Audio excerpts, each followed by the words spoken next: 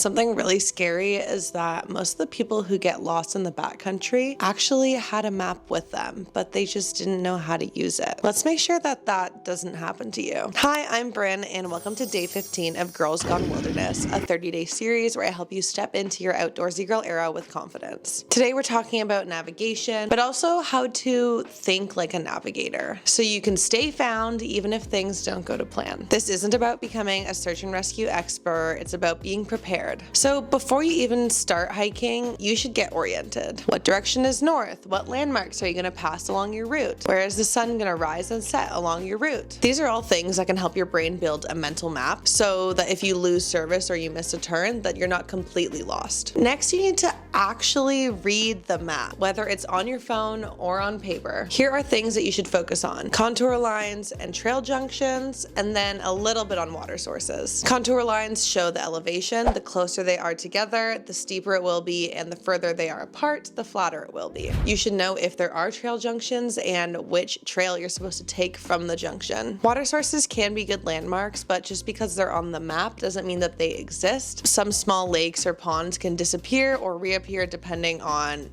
precipitation and the climate. My next tip is to learn to spot oh shit moments. Navigation is about constant awareness, or mountain sense as some people call it, and it's definitely a skill that is more developed with time and the more times that you go out and you use a map. But it is good to know a couple of things to look for and to be like, oh shit. A few signs that you might be off track are: you haven't seen a trail marker in a while, the terrain that you're seeing looks way different than what's on the map, you're going downhill when the map says you're supposed to be headed uphill, or your gut just says this feels wrong. Trust that. If you find yourself in this situation, stop what you're doing. Don't just keep hiking in the same direction. Recheck the map and see if you can find a spot that you last felt sure of. You can backtrack slowly and look for familiar landmarks, and make sure you get back on the trail. Also, make sure that you build your backup. This means, like I've mentioned many times before, to download your maps to use offline if you're using an app, and to also bring backup batteries so that you can charge your phone or whatever GPS device that you're using. When all else fails, there is always a paper map and compass, but they're useless if you haven't been taught and practiced how to use them. Remember that to be a confident hiker, you don't have to be fearless, you just have to be prepared,